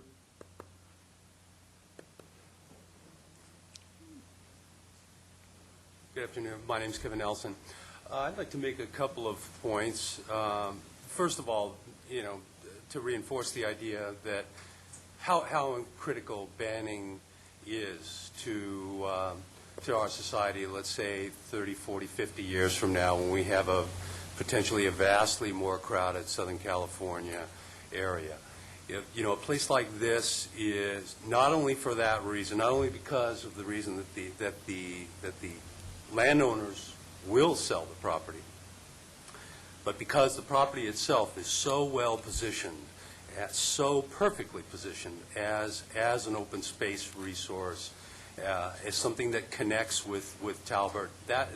When you connect that with Talbert and the end of 19th Street, the various other sections of land, you have really a massive regional park of great value. And we really need to think, I would suggest that we strongly approach this whole thing from the perspective of 30, 40 years on. Because I know that's difficult right now, but we need to do that. This is just, it's the last place like of its kind. What else do we have left? And when you have something that is the last of its kind, you treat it just like an endangered species. You stop the normal processes, and you really reflect, you do everything you can to preserve that last thing. And you just run up and down the coast as far as you want, and Banning is just about it. Everything else has been consumed in one way or another.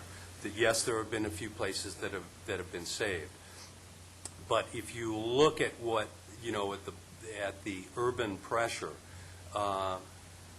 right now, let alone 30 years out, Banning is intensely valuable for the future. Secondly, we've seen the biology reports, the past assessments of the land, and there are a large number of biological resources out there. The landowner sometimes portrays the place as one big rusty pipe and, nothing but a pollution bin. Well, if anyone has really taken some time to really get out there and explore the corners of the place, there's a lot of value in that habitat. And the Coastal Commission is going to designate a lot of that habitat, probably will designate that habitat as unbuildable, period, end of story, and give perhaps development rights to much lower levels, other areas of the property that are obviously just kind of blanked out. Well, it doesn't seem that the appraisal is taking into account that eventuality. And the Coastal Commission is not going to allow anything like these plans that are before you. If there's any reality at all to the present and past biology reports, our biologist says that Banning Ranch is one of the highest concentrations of cactus wrens left in the entire Southern California area. It's about as healthy as it gets for that species, which is endangered. So, there's really a lot there. If we were to, if you were to look, get to know that place, then and look at it from the Santa Ana River, from the different aspects, rather than just looking at the oil development, then, we start to you'll get a picture of, yes, that's very biologically viable and valuable habitat. And yes, it's valuable for future residents. That I think is the most important thing. The animals and the habitat will come if that habitat will be saved if we consider the future and we slow down this process. By virtue of the fact that it's the last place, we change the process, which I think that's more than appropriate, the development consideration process, and give perhaps a very, sorry for using up too much time here, but the idea would be to give a very large chunk of time to the public and to Mr. Myerson and other parties, us and the Banning Ranch Conservancy Group, the time to put together the financing and really hunt in the corners for the money for this. Okay. Thank you. Next speaker.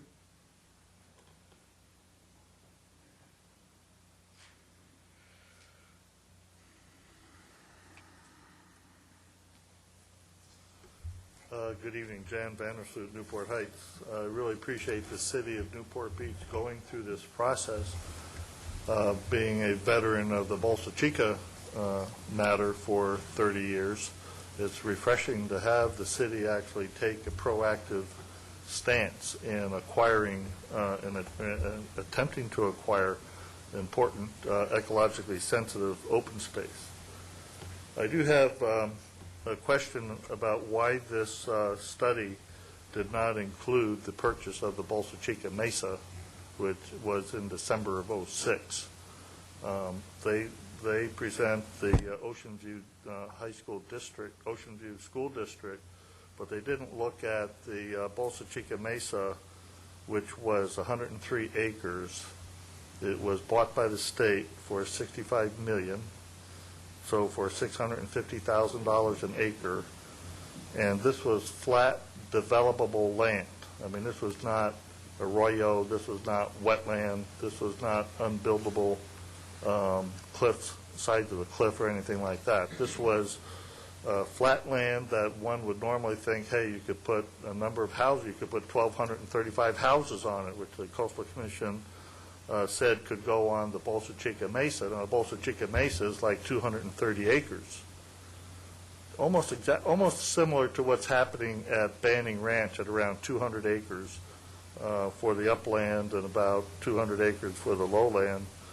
At Bolsa Chica, what happened was that the Coastal Commission decided that that flat open space was important for the habitat of the ecosystem, the environmentally sensitive habitat areas, the ESHA. And they made a ruling, actually, that that was not to be built on. And that's exactly what might happen here at Banning, because Banning, in many respects, is more sensitive than Bolsa Chica. The Banning Ranch, the upland part of Banning Ranch, has endangered species and threatened species like the gnatcatcher and the cactus wren. And you might hear more about the cactus wren because the recent fires in Orange County wiped out a lot of the cactus wren habitat, and the Banning Ranch provides one of the last areas that this sensitive species can live in. But when the appraisers analyzed areas C1 and C2, C1 was 85.4 acres and C2 was 29 acres for a total of 115 acres. And they ascribed a value of that of $163 million. That's the bulk of the cost of this property. If you applied that formula to what was happening at Bolsa Chica, you would have $65 million, roughly, or $70 million. You'd basically be cutting the cost of the acquisition of the Mesa in half. And I think that that's something to consider, because the biology report for this project, and I think the appraisers actually looked at the development plan to see where the parameters of the development were going to be. So they said that C1 and C2 were going to be built on for 115 acres, so they said it was going to be worth $1.5 million per acre because they were going to be built on. But the biology report underestimated the environmentally sensitive habitat areas on the site by quite a bit, because they weren't using Coastal Act definitions of ESHA. They were using the Newport Beach CLUP, which was accounts for degradation, isolation, and fragmentation, that are terms that are foreign to the Coastal Act. The Coastal Act itself does not use these terms. In my time left, I'd like to ask that you consider the ports of Long Beach and Los Angeles for acquisition of the wetlands, which is what happened at Bolsa Chica. I would consider land swaps, not just the bond money, but swapping land, which happens. There are lots of other areas in the United States that were negotiated by the American Land Conservancy and by the Trust for Public Lands, where you don't have to come up with money, but you come up with land. And so I think that's something that you might consider for this property. And then I'd like to mention that don't be dissuaded by the oil operations that you see on the Mesa. Those areas that are being scraped free of vegetation, those restore themselves very rapidly. I've been out there and seen how every spring the land restores itself. All it is the land is just being scraped to clear the oil wells. You don't have to spend a whole lot of money restoring the upland area. The main expense will be the lowlands, and that could be done by the ports of Long Beach and Los Angeles. So thank you again for doing it. Next speaker.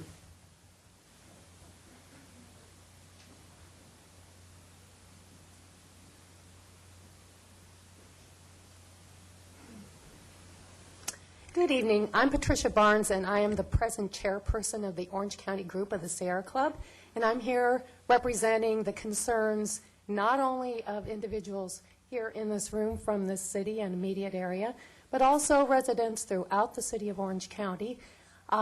Essentially, the condition of our Santa Ana River is of imminent significance to many persons.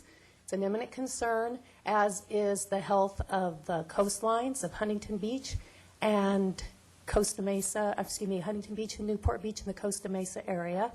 And essentially, the Santa Ana River has already been identified as a primary source of contamination to those coastlines, increasing the probability of pollution being added in this area is really a concern to us. We've also talked about endangered species. Human beings are actually becoming close to that particular type of categorization. I lead a hike in this area approximately 3 to 4 times per year, and every single person who's participated in this activity has indicated to me how much they appreciate the fact that within the county we do have some amount of open space to resort to in order to be able to exercise, to meditate, to basically have access to some clean air and some access to the coast that is open to the public as well. And this is something to take into account as well. We'd like to congratulate and thank the City of Newport Beach heartily for considering acquisition of this property. And we also want to remind you that acquiring this property for the purpose of preserving it as open space, of course, is considerably less expensive in terms of cleanup and other issues than acquiring it for the sake of development or any other type of revenue-based types of activities. And that's something I just would like to remind you of as well. But anyway, this is important to the whole county. It's not just the immediate area, not just citizens of the immediate area. And again, we'd like to thank you for considering this, and thank you on behalf of many people besides those just in the room. Thank you. Councilman Webb I has have a one question. Yes. Do you consider active parks as being an appropriate use for open space areas such as this? Well, of course, we're more concerned with passive types of recreational activities because we just have so few opportunities for that in our county presently. I'm from the city of Cypress, and our parks are about postage stamp size. I have to travel to areas such as this in order to be able to use these areas and to have access to an open area. So essentially, active use can coexist with more passive types of usage. But again, that has to be investigated depending on the particular situation. Thank you. Mm-hmm. Okay, next speaker.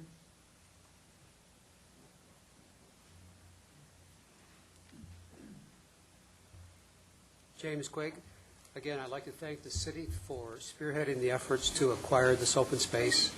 It certainly shows an interest in wanting to preserve the welfare for the entire community.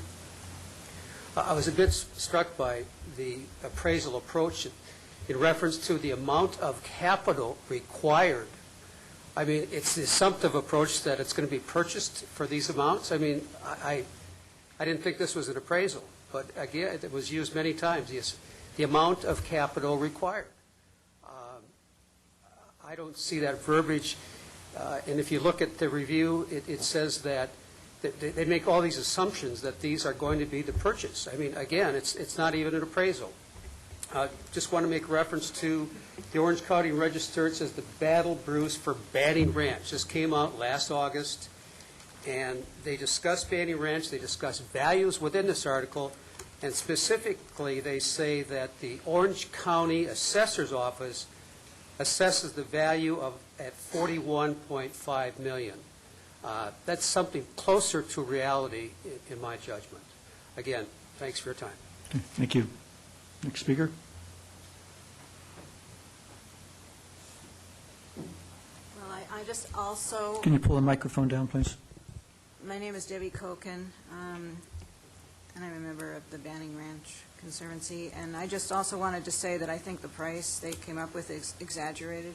As he said, he didn't include the cost of cleanup, and he didn't take the economy into account, and the properties that he used for comparative values were all clean, and he didn't include some examples, as someone was just saying about the Bolsa Chica Mesa, which would have changed the final findings. And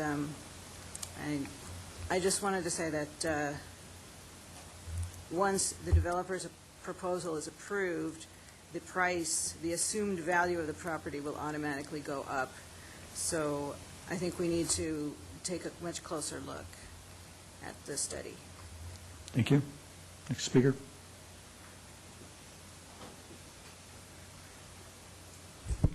I'm Terry Welsh, and I'm president of the Banning Ranch Conservancy. And before the comparative price study came out, I kind of did my own little survey, and I looked at large coastal land purchases by the State Coastal Conservancy. And over the last 3 years, they've made 10 large purchases of open space along the coast, big ranches and stuff. That if you add up all the acres, it's about 11,015 acres. And the price paid for about these 10 large parcels, and most of these are in central and northern California, none of them were in Orange County. But the price paid for this about 11,000 acres of coastal open space was about $84 million. And if you apply that formula to Banning Ranch, the 412 acres of Banning Ranch, you come up with a price of $3.5 million. Now, if you figure the $60 million of cleanup cost, you come up with a price of negative $57 million.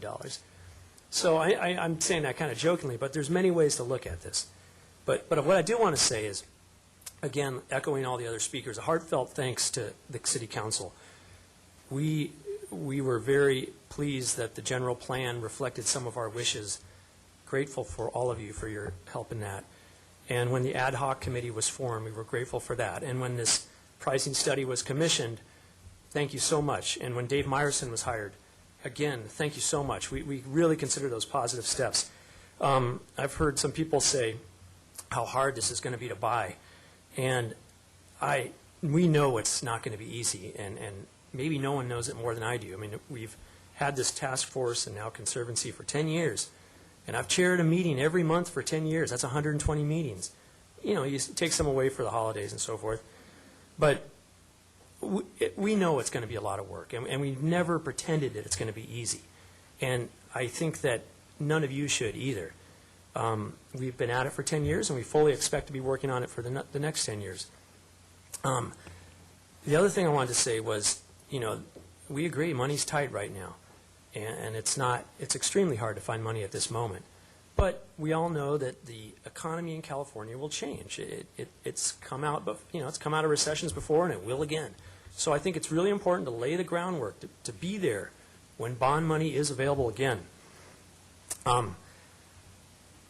Again, back to how hard this is going to be to do. We all need to work together. It's something we all want. I think I speak for everyone in this room. We'd love to see all of Banning Ranch preserved as open space. Let's work together. The City Council, the owners, and the community groups. We have a lot of volunteers who will work for free and not charge the city a penny for our time, and we'd be happy to do it. So specifically, what I'd ask of all of you, Leslie, Nancy, Don, Ed, Steve, Keith, and Michael, is this. As community groups, we would like to have access to Dave Meyerson. Meet with him. Work with him, and you, and the owners, to really coordinate our efforts. And that's what I would ask. I guess I'm saying this because I left a phone message with Dave soon after he was introduced to us several months ago, and I was told, and I totally understand, that the city can't pay for Dave meeting with groups, and we totally understand that. But I think that let's find a way that we can meet with him.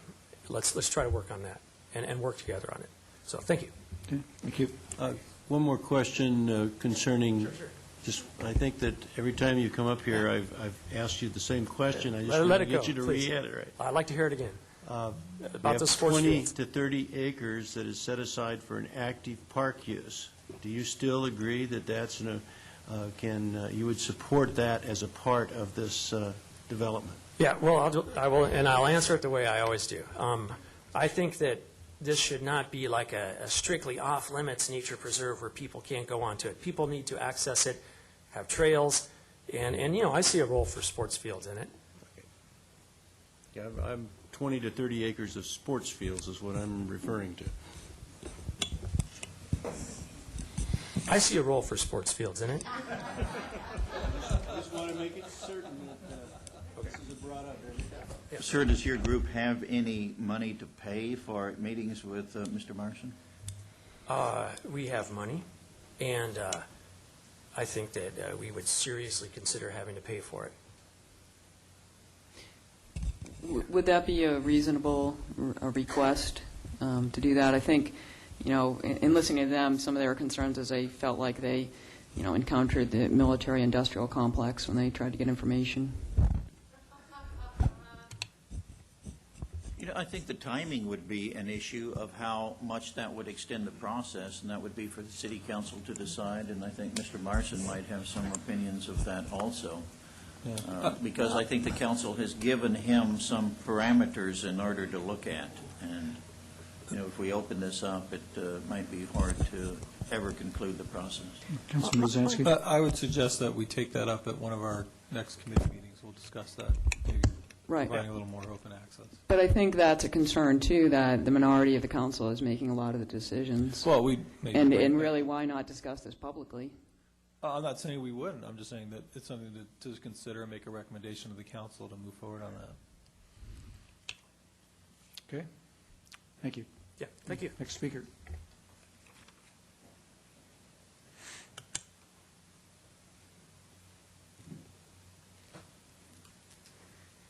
Good afternoon. I'm Jean Watt, 4 Harbor Island.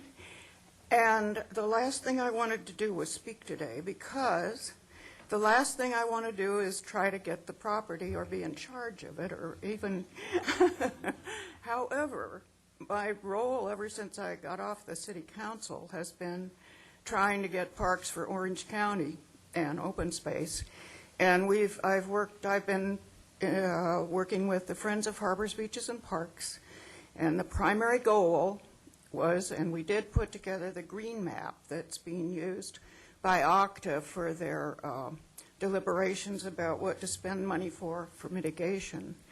And on the green map, it was all of the properties that are on there are ones that were deemed to be worthwhile saving because of their constituency, because of their variable uses for recreation and habitat and so forth. So tonight you're going to be talking about the OCTA, and hopefully this property can be considered while OCTA is looking at mitigation money. But it brings up what my main thought is here is that it's going to require two things. One is, first of all, I don't understand all of the further appraisal machinations, and it looks as if this isn't just what it is that we see today. Further look at the appraisals and the economy and so forth is going to change the picture quite a bit as far as what the property value is or the outcome of that. But the two things I see that we have to do is it's a little bit like the Concert Conference and Visitors Bureau fellow said. It's a personality thing out there. And every one of us, and especially all of the council, is going to have to want to do this. And the second part of that is that all of us are going to have to use our best personality wherever we can go to make friends and influence people out there. The state government pots of money and perhaps any other individual money that might come forth. And then the mitigation money is the biggest thing of all, almost, because I just went to a meeting the other day of the Central Corridor Study for Transportation, and one of their long-term plans, which is sort of, it almost sounds like pie in the sky, but if it ever came to pass, undergrounding the 57 freeway would require gobs of mitigation money, and even the Okta people have thought about that. So given enough time and given enough interest, there may be a mix of funding that could be put together. But it's going to have to be that all of us really want to do it. And I don't want to lead the charge. So I'm hoping that all of you will step forth and really do it. And I appreciate what you've done all the way along. Thank you very much. Mrs. Watt, can I ask you a question?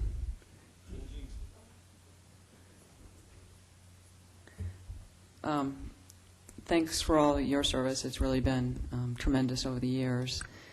And the appraiser talked about a second benchmark being a residual value approach. I mean, do you have any sort of perspective as to a different approach or another approach moving forward in the appraisal? I mean, what would be your thoughts on that? Well, I need to be educated a little bit more on that one. And, yeah, I think I would certainly like to see moving forward on it, but I don't know enough right at the moment. So I hope we can all collectively educate me and everyone else about what that really means. I mean, my gut reaction is it means two things that didn't happen the other time that we tried to do this, when we tried to save the castaways in Newport or North. The two things that didn't exist, one was time, because those properties were ready to go, ready to be developed. They were essentially pristine and didn't have to be cleaned up. So we had 2 years, and it was 2 bad years. It happened to be 1993, when it was not good economically. This time, it looks more to me like we have more time, and we have more to talk about. There's so much that has to be done about the properties, and there's so much variation on what those properties can do, whether it's active recreation or wetlands. So no, I'm not an expert on the financial part of it. Thank you. Good. Thank you. Councilman Curry? Just to ask staff, we will consider later this evening a Measure M list of eligible projects for environmental mitigation, which I believe includes the Banning Ranch, just to be clear about that. Yes, it does. So that's a potential funding source, as Mrs. Watt identified, that we're going to authorize today that could be used as a potential funding source for acquisition. We don't need the funding source. Alan Beek has solved our problems. I would really, would you react to that, our city attorney, that if we just reclassified it and said you can use it as open space and for your petroleum drilling, you still got your use, we're not taking anything away? Can we do that? I mean, we can all go home. Right. The issue that really gets raised there is whether or not, I think what we're talking about, whether that's considered inverse condemnation. And the bottom line is the United States Supreme Court has basically said in a relatively similar case, the Lucas case out of North Carolina, that it's inverse condemnation if you deny all reasonable economic value of the land. I understand what Mr. Beek is saying, and he's saying that they have a current economic value. But I would suggest to you that it's possible that the current owners would argue with us on that, and I'm not prepared to offer you a legal opinion right now. But that's the issue we would have to face. And when you're facing something of that perceived value, it motivates people to argue. Okay. Can I just follow up on your comment? Yeah. Because I think one thing that everyone needs to remember is this property is not in the city of Newport Beach. Although we have a general plan and it's in our sphere of influence, and we do have the 1-foot strip that surrounds the property. Property is not in the city limits. Property is in the county. And the county has an ability, just like we saw up at Newport Coast, to process plans and approvals regardless of what we want to do here in our city. So even if we changed our general plan to say, oh, this is just oil field and this is open space, the next step for the owners is just to go to the county and start processing their plans there. So it's really a solution that is not a solution. So, but I loved it. Yeah. And I think, and I don't remember exactly, it's been a little while since I looked at it, but my recollection is the county allows a little bit more development than our general plan currently allows. So Definitely. that may be not a good avenue of approach. Since we have a few minutes, I don't know if anybody else wants to speak, but to me, a study session is a time for people to get some answers as well. So if we could have our experts back up, I made a couple of notes of comments that people made, and I think we talked about most of them in our task force meeting, but it would be good to address them. Well, I think the one question was on the Bolsa Chica Mesa. Yeah. That was one. Yeah, in fact, we were involved with it. The 103 acres was bought for $65 million, but there was an exchange of development rights which allowed activities to occur at the other location. In addition, the seller took a tax write-off. There was charitable contribution. Well, with all that in consideration, what would the property of, the per acre value of the property been had all of those things been taken into consideration? Not the 650,000 acre, but something substantially larger? It's higher than that, but I'm under a confidentiality agreement because we worked on the project, but it's greater than 650 an acre. That's what I thought. You know, I can't get into details, particularly in a public arena like this. Privately, we met the other day, I might be a little more direct. Yes? Then another question was, the Coastal Commission could cut back the entitlement, and how does that affect the value? And as I say, I think we discussed this in the task force, but... Two things, two thought processes, which probably ties in with the other councilwoman's inquiry earlier, is that you could and we'll use an example that I used in our ad hoc committee meeting in there. The Coastal Commission got in and beat up the Chandler Sherman property down at Dana Point in terms of density. So what they did was basically they didn't cut back on the amount of usable land area, amount of residential land area. So all they did was create larger lots. And they really had as much land, residential land to market in the after than before. If the Coastal Commission gets in and beats up this project and they don't let them put on 1,400 dwelling units, they put on 850. That still doesn't mean that they've lost any more residential land to sell. It just means they come in with larger lots. So it's not necessarily the end of the world to see your density reduced on this project. Thank you. And one more question for you. The assessed value and why we aren't just... Well, the assessed value means absolutely nothing. That was established when Jarvis was passed in 1978, indexed forward by 2% a year, and that was an old tax base, means absolutely nothing in today's marketplace. It's an interesting thought process to go through, but it has no bearing with reality in today's market. All right, thank you. And for Dave, I think we also discussed the thing about the port mitigation and why that might or might not be a source. The ports are definitely a source. In two other projects that I'm familiar with, the ports are more interested in using their money for restoration than acquisition.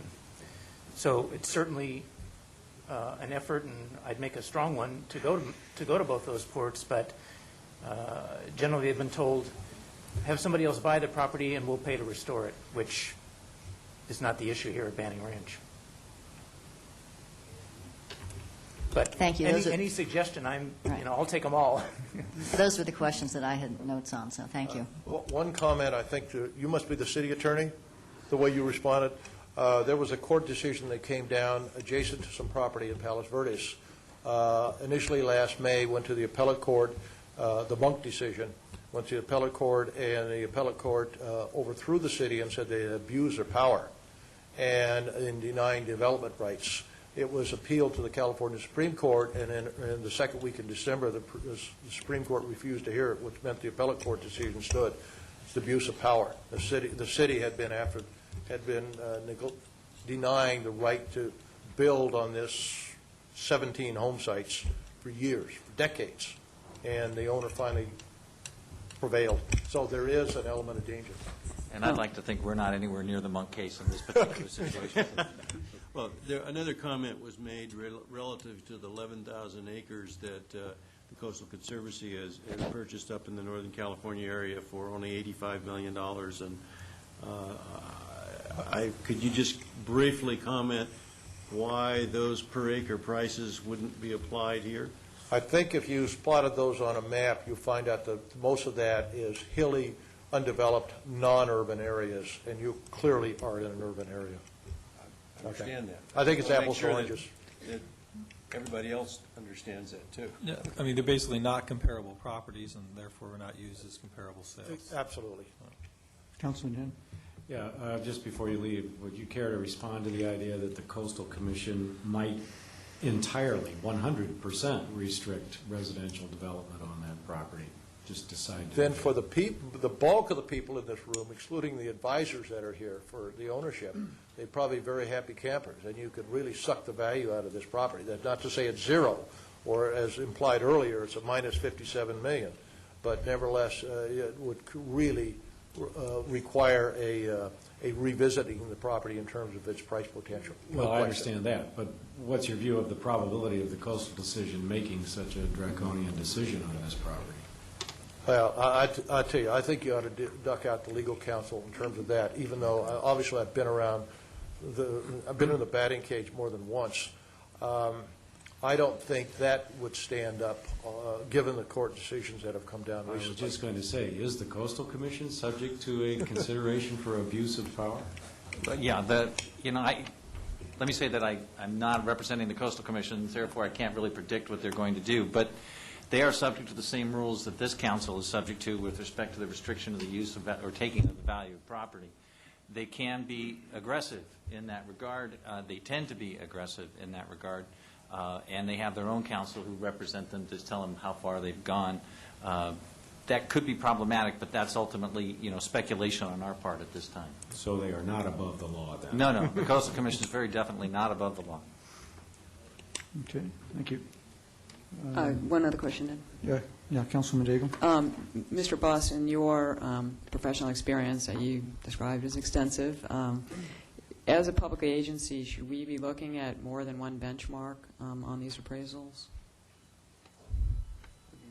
That's an interesting question, and you sort of alluded to that earlier. We certainly can do a different type of analysis, which I mentioned before. If we had the development cost to create the project as proposed, we could certainly use that. You could also put on, that's one of the reasons I suggested a non-appraisal, if we do it on a somewhat of a consultant basis, for lack of a different way to put it, is that you could look at the way the probability that they're going to get the 85 acres and the 30 acres of development land, that there may be a higher percentage that has to be set aside for coastal-oriented projects. So you can use a probability as to what happens if you lose 15% of your land has to be set aside more for public uses, which is not revenue producing at $1.5 million an acre. Certainly that can be done. But right now, we focused by agreement with the ad hoc committee literally on the plan that's on the table. We can always revisit it. The data is already in the report. So yeah, to answer your question. Would there be a downside to doing that? Oh, sure. Yeah. That's when I said, literally when I used the term optimistic, that's the best case situation. Okay, any other questions, Mr. Buss, Mr. Myerson? Okay, is anyone else that hasn't spoken want to get up and say anything? Sorry, Jan. Sorry, Jan, you've had your chance. You know the rules. You can get the guy next to you to tell him what you want to say. Yeah.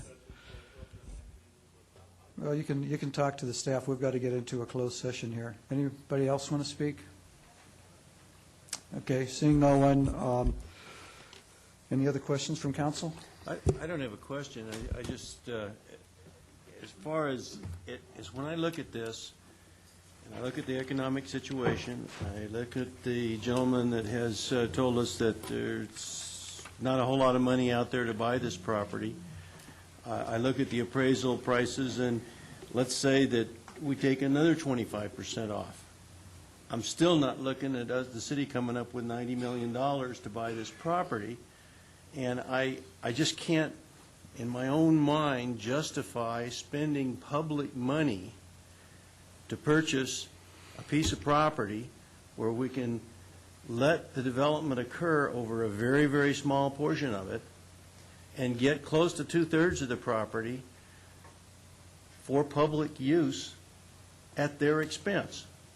It just doesn't make sense for us to continue very much longer on this process. I know that we agreed that we would look at investigating in a reasonable period of time, all the various different ways that we can acquire the property and try to get control of it. But I think that we're getting to the point, let's say within another 6 months to 8 months, to where we need to make a decision of which way we're going to go. And so that I personally would like to see us make that decision sooner, and hopefully it would go towards letting the development occur to where we can get the public use of this property sooner rather than later. And I think that almost every area that we are concerned about that is an environmentally sensitive area is going to be preserved within the development. The areas that are going to be developed are the upper areas, which are extremely degraded this time. I'm very glad to hear Dr. Vandersloot mention that that plants grow back very rapidly after they've been scraped off, so that I'm sure that he will take that, make that determination in future projects where we remove vegetation and replant it, that we can restore that very rapidly, as he has just said it occurs. So I'm going to hold you to that later on, Jan. But I just feel that we need to continue this process as we started on it, get our final numbers, look as hard as we can for raising the money, but we need to not hold this off forever, because I think that we could get a very nice development and close to 2/3 of the property for free. Okay. Councilman Rosansky? Just a couple quick things, just for the crowd that's here and people who are watching. I imagine Mr. Morrison will be back in a couple of months with the results of his inquiries as far as funding sources, and that will be at another study session? Yeah, he said 30 to 60 days. Yeah, but I mean, we didn't emphasize the fact that he'll be back and make a report, a public report on those findings. And also, please keep in mind that this was the city's attempt at valuation. I believe the landowner has also made an attempt at valuation. Somehow I suspect that their attempt is going to be a little higher than our attempt. And so, just because there's numbers here doesn't mean that would be the final number in a negotiated agreement. So I imagine that their number is going to come out fairly quickly now that we've completed our work. So I'm sure you'll be hearing about it in some fashion. Okay? It'll be tough, but we might be able to do it. Got to try. Okay. Any other comments from the council? Okay. Is there any public comments on any items not on the study session agenda? Okay. Seeing none, we'll adjourn to closed session.